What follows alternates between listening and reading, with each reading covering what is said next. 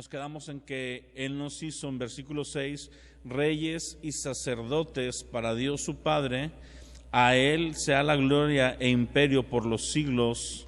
Amén. He aquí viene con las nubes, y todo ojo le verá, y los que le traspasaron y todos los linajes de la tierra harán lamentación por Él. Sí. Amén. Este versículo 7 es una referencia tanto al libro de Daniel, que dice que vendría entre las nubes. Una de las visiones que tuvo Daniel era el Hijo del Hombre viniendo entre las nubes. También vemos un paralelismo en Tesalonicenses, cuando dice que con voz de mando, con trompeta de Dios, ¿verdad?, descenderá del cielo, todo ojo le verá. Y es una mención también de Corintios, cuando dice que Él vendrá y seremos transformados. No estoy yendo a cada pasaje directo, porque más adelante vamos a abordar un poquito más profundo el tema de la parousia, se le llama a este evento, la aparición física de Jesús, su segunda venida como tal, parousia, así como se oye, parousia con S, o parousia, como lo quieran decir, no está mal, que significa manifestación, ¿ok? Es lo que significa. Entonces, esta es una promesa que tenemos cuando Jesús, sí lo voy a ir a leer, vamos a Hechos capítulo 1. Desde que Jesús asciende, desde antes está la promesa de que Él iba a regresar por la iglesia, ¿verdad? En Juan 15, cuando se está despidiendo de sus discípulos, les dice: ahora se ponen tristes porque me voy, pero voy a prepararles una morada en la casa de mi Padre. En la casa de mi Padre muchas moradas hay, y voy a ir a prepararles una de estas moradas. Ya había anunciado Él que iba a regresar por su iglesia, pero en Hechos 1 todavía está Jesús caminando con los apóstoles. Ya es la última etapa, y en el versículo del 6 en adelante dice: entonces los que se habían reunido le preguntaron diciendo: Señor, ¿restaurarás el reino de Israel en este tiempo?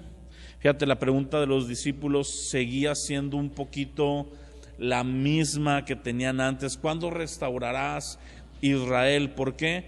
Porque tenemos que recordar que cuando Jesús viene por primera vez, la mayoría del pueblo judío estaba esperando el cumplimiento de profecías que son más de la segunda venida, ¿sí?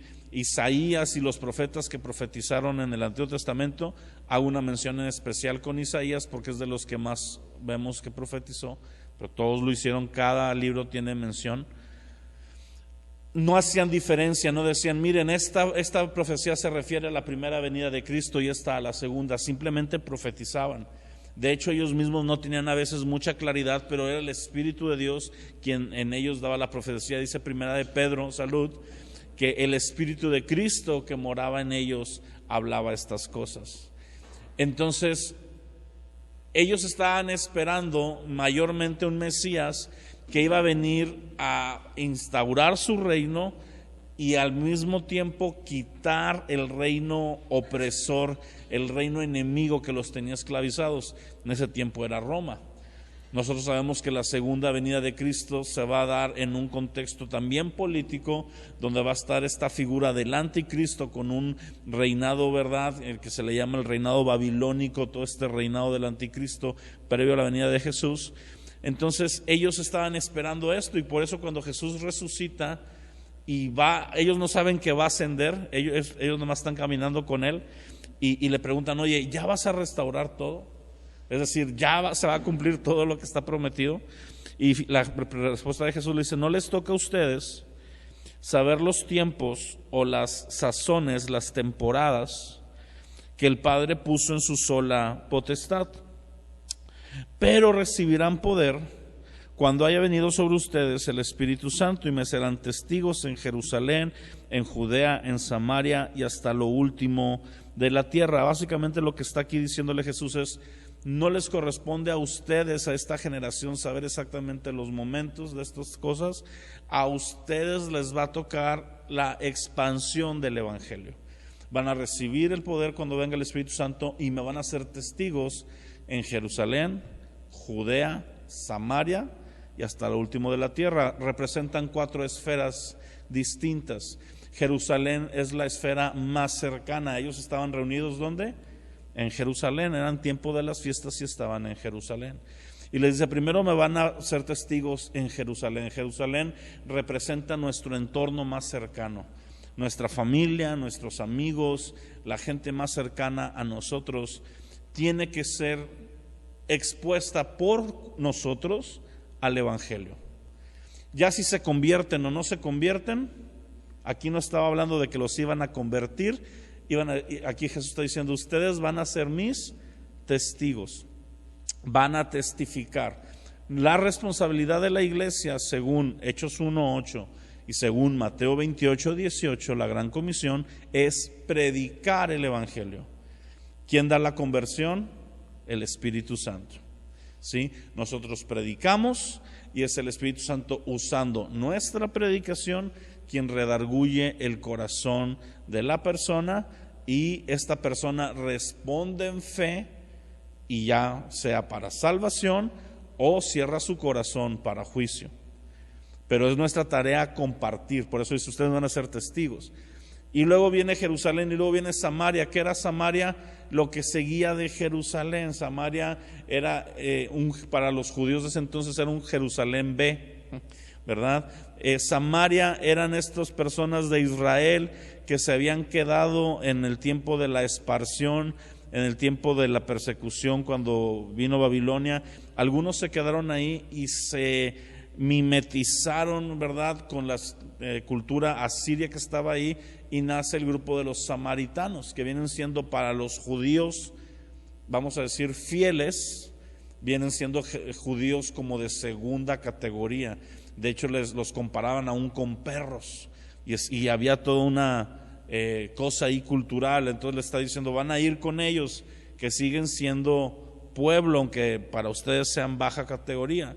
Y luego dice Jerusalén, Samaria, Judea ya es toda una región, ¿sí?, más grande, y luego los confines de la tierra. Ya estamos hablando de esas 4 esferas de influencia, los más cercanos a mí, los relativamente cercanos, luego misiones, como ir a algún lugar local todavía aquí cerca, y confines de la tierra, pues ya cuando el Señor nos mueva de misiones en algún otro lugar, ¿verdad? No sabemos nuestro paradero. Yo siempre he creído que el Señor me quiere por mucho tiempo en México, mas no sé si para toda la vida, si me vaya a mandar de misiones en algún momento de la historia. Si lo hace, pues estamos dispuestos. Y dice, habiendo dicho estas cosas, viéndolo ellos, fue alzado y le recibió una nube que lo ocultó de sus ojos. Eso se conoce como la ascensión de Cristo, ¿sí? Es cuando finalmente ya sube al cielo para no volver hasta su segunda venida. Y estando ellos con los ojos puestos en el cielo, entre tanto que él se iba, se pusieron junto a ellos 2 varones con vestiduras blancas, es decir, 2 ángeles, los cuales también le dijeron, varones galileos, ¿por qué están mirando al cielo? Este mismo Jesús que ha sido tomado de entre ustedes al cielo, así vendrá como le han visto ir al cielo. Y aquí en Apocalipsis 7 vuelve a decirlo, ¿verdad? Aquí viene con las nubes. Más adelante, hacia finales, dice, he aquí vengo pronto y mi galardón conmigo. Tenemos que vivir nosotros como iglesia con una continua, ¿cómo decirlo? Aquí estoy buscando la palabra. Una continua revelación de que Él va a venir, pero una continua expectativa también de que venga. Eso es vital. La iglesia del primer siglo, la iglesia del primer tiempo, vivían como si Cristo fuera a volver en sus tiempos. Ellos así lo veían, ¿verdad? Y por eso había una urgencia de compartir, por eso había una urgencia de una vida santa, cuando nosotros tenemos presente la venida de Cristo, nuestra vida solita se va a ir acomodando a las prioridades que esto representa. Y una expectativa es decir, el deseo de que vengas, ¿verdad? La iglesia por muchos años, por mucho tiempo, ha perdido el deseo de la segunda venida, es decir, viven para cosas del mundo, básicamente, para un crecimiento en el mundo, para estar aquí, y poco para realmente una expectancia, una expectación, una expectativa de decir, yo quiero que vengas, yo te quisiera ver entre las nubes, ¿verdad? Venir y manifestarte. Entonces, aquí está poniendo este mensaje de que Él viene al principio de la carta, durante la carta y al final de la carta. Lo vamos a ver porque es una constante, ¿ok? Todo ojo le verá. Sabemos que la segunda venida de Cristo tiene como característica que es una venida física, visible, notoria, ¿verdad? Y irruptoria, que irrumpe, ¿sí? Irruptoria. Hay otra frase que se me hace más, que debe estar mejor que esa, pero disruptiva es la palabra más, que irrumpe, llega y cambia cosas, es un parteaguas. Entonces, dice, todo ojo le verá y los que le traspasaron. Aquí está citando una profecía que está en Zacarías, ¿verdad? Está haciendo una mención donde se está refiriendo a los que le traspasaron en dos sentidos. Número uno, literalmente a quien lo traspasó. ¿Quiénes lo traspasaron? Literalmente los soldados, uno en particular, pero bueno, se puede decir que todos. Ahora, ¿por qué lo traspasaron los soldados? Porque el pueblo judío lo entregó. Entonces, si nos ponemos, vamos a decirlos metafóricamente, en segundo nivel, se está refiriendo al pueblo judío porque ellos lo entregaron. Los romanos ejecutaron la muerte de Jesús, pero quien lo entrega a ser asesinado son los judíos. Pero en una metafórica tercera, todos nosotros, cada uno de los que estamos sentados aquí, empujamos esa lanza, lanzamos esas injurias, nos burlamos de él y lo llevamos a la cruz, porque es nuestro pecado el que lo llevó a vivir eso. Entonces, todos estamos ahí, ¿verdad? Y hace referencia a esa parte. Los que lo traspasaron lo van a ver. Yo siempre he dicho esta frase, ¿verdad?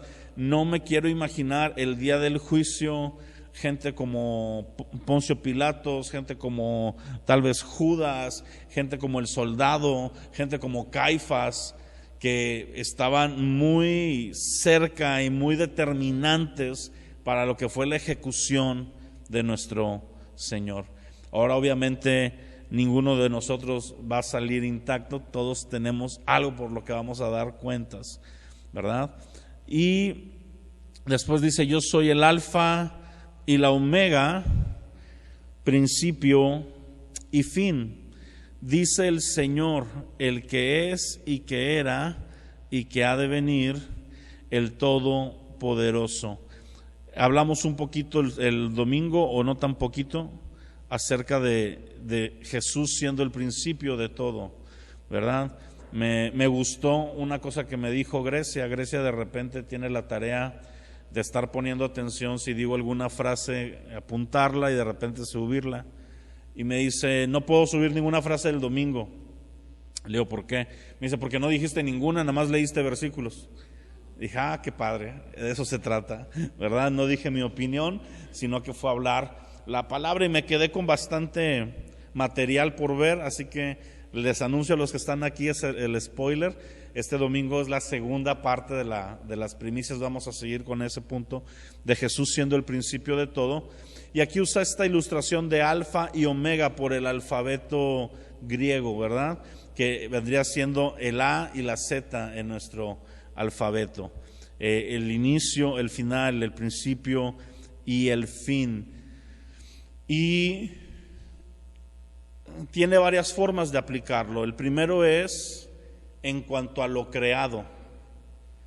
En cuanto a todo lo creado, Él es el principio. ¿sí? De Él parte todo, de Él emana todo. Él ya estaba en el principio, ¿verdad? No me voy a volver a meter a todo lo del domingo, pues porque ya lo vi el domingo, y si no lo viste, está en YouTube y está en Spotify. Pero de Él parte todo. En el principio, ¿verdad? Dice Génesis, en el principio creó Dios los cielos y la tierra estaba desordenada y vacía. Es decir, cuando aparece el principio aparece y ya está ahí Dios. No es como que Dios llegó después, fue antes del principio. Y después Juan 1:1 nos dice: en el principio era el verbo, y el verbo era con Dios, y el verbo era Dios, y todas las cosas que han sido hechas por medio de Él fueron hechas. Y luego Colosenses nos dice que toda la creación, todo lo visible o invisible, lo del cielo y la tierra, sean principados, potestades, tronos o autoridades, por medio de Él y por Él y para Él fueron creadas. Y luego Hebreos capítulo 1 nos dice que el Padre ha hablado en estos postreros días por medio del Hijo, al cual hizo heredero de todo y quien por sí mismo constituyó el universo. Todas esas son menciones de cómo Jesús, la persona de Jesús, la segunda persona de la deidad, el Verbo, es el inicio de toda la historia, como la pudiéramos nosotros conocer. Va a llegar nosotros hacia atrás, va a llegar un punto donde hay límite, vamos a topar con el principio. Y cuando topemos con ese principio, hay toda una historia atrás de eso que no conocemos, donde ya estaba Dios existiendo. Por eso es Dios. Está fuera de nuestras métricas, está fuera de nuestras dimensiones, está fuera de las leyes físicas del universo, porque Él las ha hecho. Así que todo comienza en Él. Si nos queremos poner ya más, volvemos a lo mismo, un poquito metafóricos o filosóficos junto con la Escritura, porque muchos oyen filosofía y se asustan. Filosofía no está mal, es el amor a la sabiduría, y hay una sabiduría bíblica, por lo tanto hay una filosofía bíblica. La que está mal es la filosofía con una base humanista. Pero si nos ponemos a pensar, a filosofar, todos los que estamos aquí comenzamos en Cristo. Él nos planeó, Él nos diseñó, ¿verdad? Dice el Salmo: mi embrión vieron tus ojos, bien que en el vientre de mi madre me entretejiste y pusiste en mí cada una de las cosas que hoy en mí hay, y escribiste en el libro todas las cosas acerca de mí, de modo que no faltara ninguna.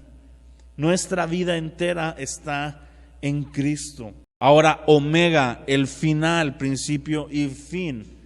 Todo va a terminar con Cristo exaltado. ¿Sí? Te lo leí el domingo, como dice Efesios, que el Padre tuvo este deseo de unir en Cristo todas las cosas. Es como Cristo siendo este centro precisamente de todo, al cual todos van a ser atraídos. La creación, los hombres, todo lo visible, lo invisible va a converger en un punto central que es Cristo. Nosotros tenemos que tener una visión cristocéntrica, Cristo siendo el centro de todo, de lo que hacemos hoy en día. Si yo tengo una familia, Cristo tiene que ser el centro de mi familia, no mi familia. Mi familia es periférica a Cristo, ¿sí? Si yo tengo una familia centrada en mi familia, pues voy a tener una buena familia posiblemente, pero también puedo regarla y tener ciertos excesos, asfixiar a mi familia. Pero cuando mi familia está centrada en Cristo, entonces hay una libertad y hay una énfasis. Mi trabajo tiene que estar centrado en la persona de Cristo. ¿Cómo puedo centrar mi trabajo en la persona de Cristo? Número uno, hacer como que le trabajo a Cristo, ¿verdad? Si yo hago como que le trabajo a Cristo en lo que trabajes, imagínate, Héctorito, que estás en el Oxxo y vas a atender a Cristo en la caja. ¿Cómo lo atenderías? ¿A poco le dirías, la segunda está cerrada? Pues no, ¿verdad? En ese Oxxo sí se abriría la caja 2, ¿verdad? Lo atenderías con una sonrisa. Mira, pásale, Señor, mira, es tanto, te lo pongo en una bolsa, te lo cargo, ¿verdad? No te quieres llevar este mazapán también, Señor, ¿verdad? Eso es un cross-selling y todo ahí, le ofreces lo mejor. Mira, estás comprando esto, pero está más barata y más buena aquella, Señor, mira, llévate esto. Una atención de calidad, ¿verdad? Si Cristo llega a tu óptica, que no lo haría porque tiene visión perfecta, pero imagínate que llega a hacerse un examen de la vista, pues ¿cómo atenderías a Cristo, verdad? Entonces toda nuestra vida les da risa, pero es que así debe de ser, ¿verdad? Trabajas para Cristo, trabajas por Cristo en su nombre y trabajas representando a Cristo. Los que no conocen a Cristo y saben que tú eres cristiano, la imagen que ellos tienen de Cristo es la que tú le proyectes, ¿verdad? Mucha gente se decepciona, ¿verdad? De las cosas de Dios porque ven que nosotros somos de una manera, y obviamente todos tenemos defectos y no me estoy yendo a la perfección, pero hay cosas en nuestro carácter que sí podemos moldear y que tenemos que moldearlas para representar al Señor. Pero también es el fin de todo, porque la historia como la conocemos va a terminar con Cristo. Con Cristo en el juicio, siendo glorificado, siendo exaltado, entrando a la nueva Jerusalén. Y ahí es el fin de la historia que conocemos. ¿Qué viene después de eso? No lo sabemos. Lo único que sí podemos saber es que va a ser glorioso. Pero no sabemos qué más viene, sabemos hasta ese punto, y hasta ahí se acaban los tiempos y las eras. Ya es la siguiente era o el siglo venidero, ¿verdad? Como le llama la Escritura, y estamos limitados hasta ese punto. Todo termina con el Señor. Él es el Todopoderoso.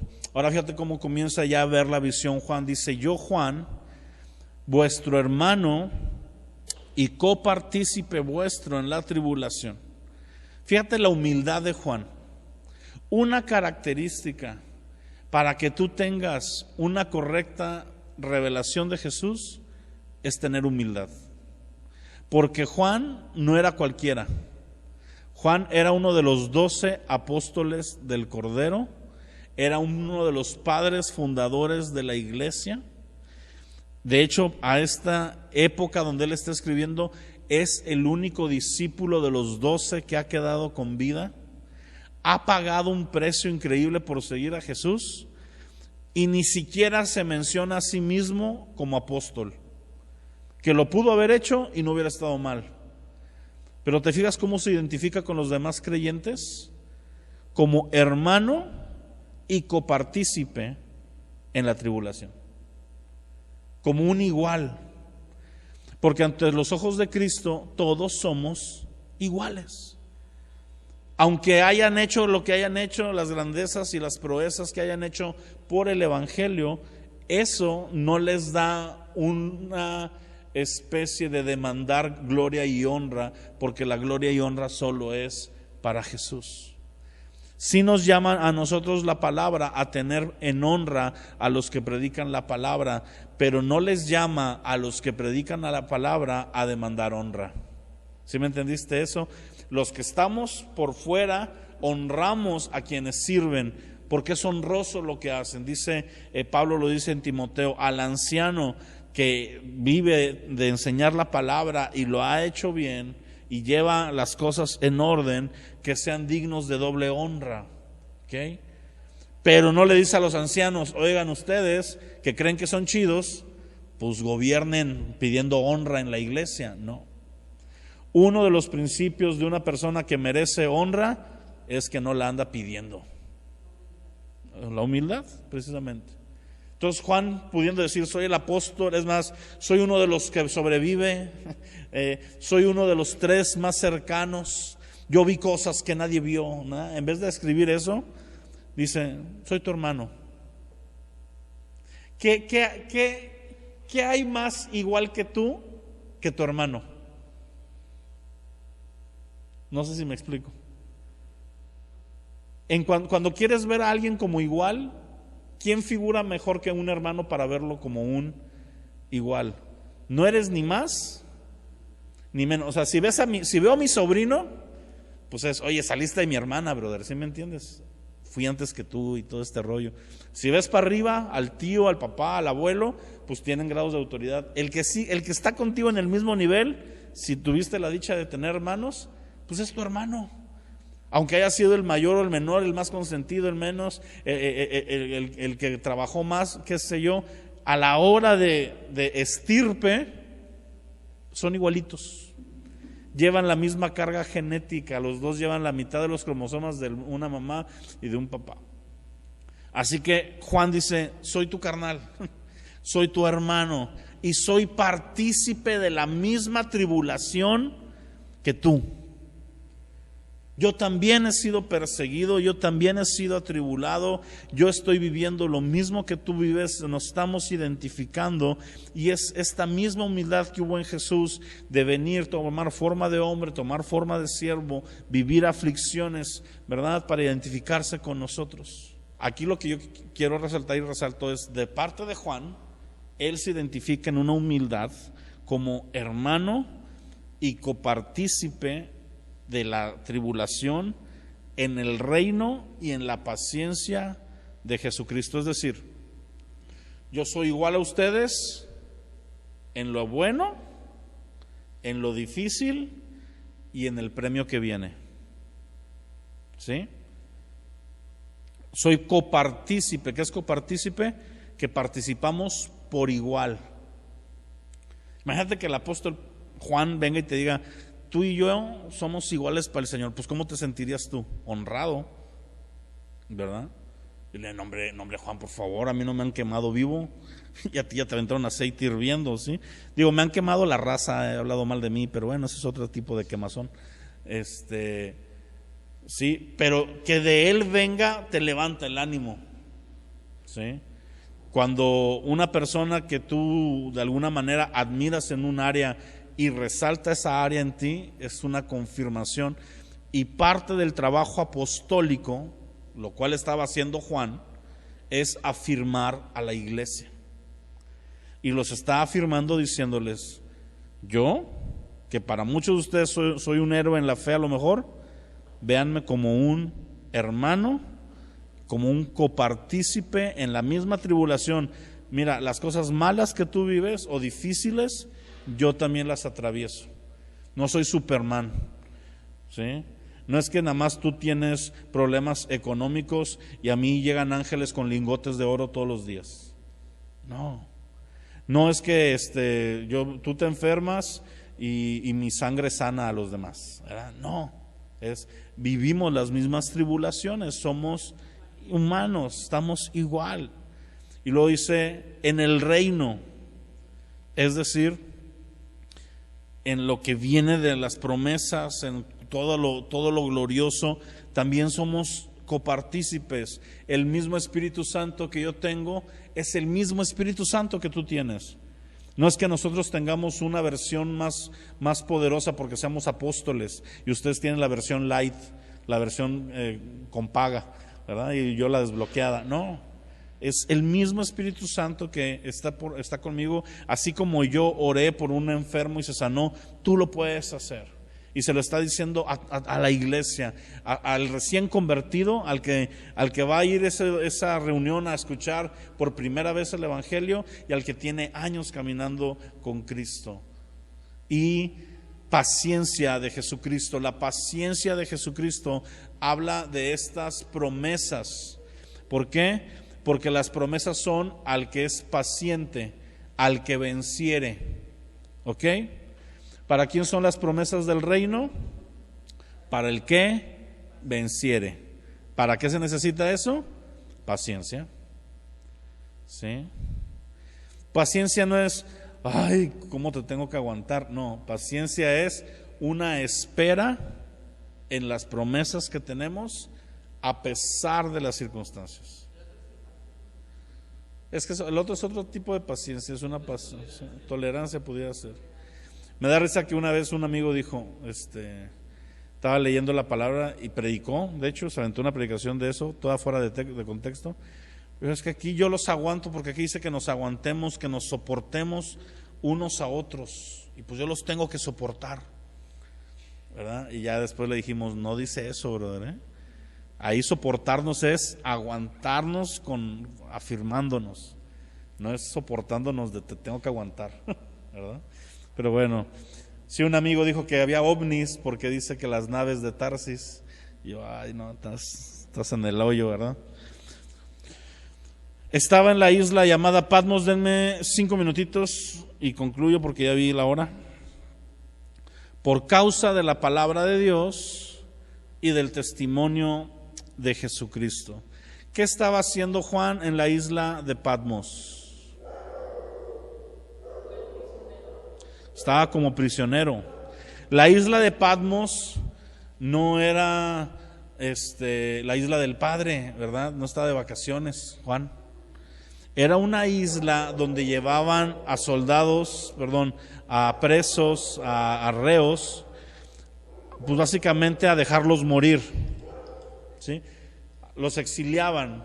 Entonces era una manera en la que iban a morir, digamos, de causa natural, se les iba a acabar la comida, iban a estar expuestos a las inclemencias del tiempo, etcétera. Y bueno, Juan, que es el único de los 12 apóstoles que no tiene una muerte de martirio ejecutada. Es decir, a unos les cortaron la cabeza, a otros los crucificaron, a otros los quemaron. A Juan lo bañaron en aceite hirviendo, pero sobrevivió, no murió. Y entonces, entre la edad que ya tenía y todo esto, al gobierno romano se le hizo más misericordioso ir a tirarlo ahí para que se muriera que matarlo. Entonces, cuando dice, estaba yo en la isla de Patmos, se está refiriendo a esa parte. Ahora, ¿por qué estaba ahí? Dice, por causa de la palabra de Dios y el testimonio de Jesucristo. Juan estaba en una situación, digámoslo, de cárcel, de preso, no por haber matado a alguien, no por haber defraudado a alguien, no por haberle hecho una tranza a alguien, sino por mantenerse fiel a la palabra de Dios, predicar la palabra de Dios. Cuando dice por la palabra es porque se le prohibió predicar la palabra. A Juan todo mundo le prohibió predicar la palabra. Cuando recién se convierten en Hechos 2, más de 3,000 personas, y que van ellos después al templo La Hermosa y en el camino oran por una persona que está afuera pidiendo limosna, y esta persona estaba paralítica y se levanta y entra adorando y tosarma todo y un merequetengue. Se llevan presos a Pedro y a Juan, los azotan, y cuando los azotan dice que ellos estaban felices de que habían sido dignos de haber sido azotados. Digo, wow, qué cristianos tan diferentes, ¿verdad? Pero no solo eso, los junta el concilio de los judíos, y los judíos primeramente les dicen, no prediquen más en ese nombre. Acto seguido se salen del concilio, se van a la plaza pública y se ponen a predicar, ¿verdad? Y vuelven con ellos, pues no les habíamos dicho. Llegan donde están todos los demás discípulos y les cuentan cómo les fue y se ponen a orar. Y cuando oran, lo que oran es, Señor, danos de nuevo para predicar tu palabra. ¿Sí? No dijeron, Señor, mira cómo nos maltratan, hazles el feo a ellos, júzgalos, ¿verdad? Porque nadie se puede meter con tus ungidos. No hicieron eso, que esas son oraciones modernas que he oído a ciertos sonsos hacer, ¿verdad? Ellos se ponen ahora y dicen, danos el valor de seguir predicando la palabra, cueste lo que nos cueste. Si nos van a matar, déjanos, que no nos dé miedo la muerte. Queremos poder predicar con valor la palabra de Dios.